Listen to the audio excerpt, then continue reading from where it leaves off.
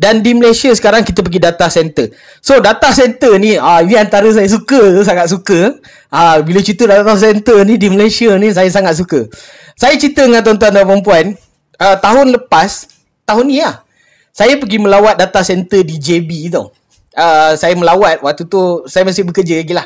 Okay, so saya melawat data center di JB, dan di dalam data center tu saya join, saya dapat tengok ke data center ni. Saya bagi tahu tuan-tuan dan perempuan, bila masuk data center ni, tuan-tuan dan perempuan sebenarnya masuk ke satu dunia yang sangat berbeza dengan apa yang tuan-tuan saya dengan tuan-tuan dah biasa tengok.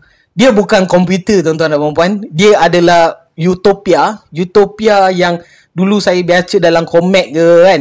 Saya baca dalam kalau tuan-tuan dan perempuan tengok cerita-cerita ni apa semua, kita dah sampai ke situ dah. Dan data center punya teknologi, saya bagi tahu di Malaysia ni kita one of the best lah. Kita one of the best lah. Salah satu yang terbaik lah. Sebab tu banyak syarikat-syarikat nak buka kita di data center. Dan salah satu sebab kenapa Malaysia mendapat tempat untuk data center. Walaupun dalam berita ada yang mengatakan bahawa Vietnam menjadi kita kata perhatian untuk data center apa semua Tapi saya still percaya Malaysia menjadi tempat lagi untuk data center, terutamanya Johor. Salah satu sebab dia ialah kita adalah tempat pertemuan internet dua hemisfere. Hemisfere daripada barat dengan hemisfere daripada timur. So kita dekat sini, kalau tuan-tuan dan perempuan boleh search benda ni, ada fakta dalam internet. Di Johor kita ada port dia di situ. Dan tuan-tuan dan perempuan kita beruntung sebab apa?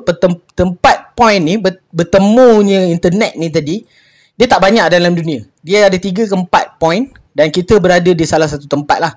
Dan dekat situ juga kita sebenarnya, kalaulah kita punya line-line ni breakdown, internet daripada hemisfere tak boleh bergabung dengan internet daripada belah China tu tadi. So inilah kelebihan data center di Malaysia.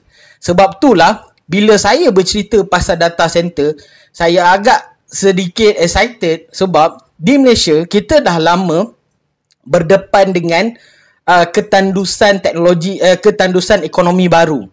Kalau tuan-tuan dan perempuan lihat, kita dari dulu sampai sekarang kita bergantung Petronas.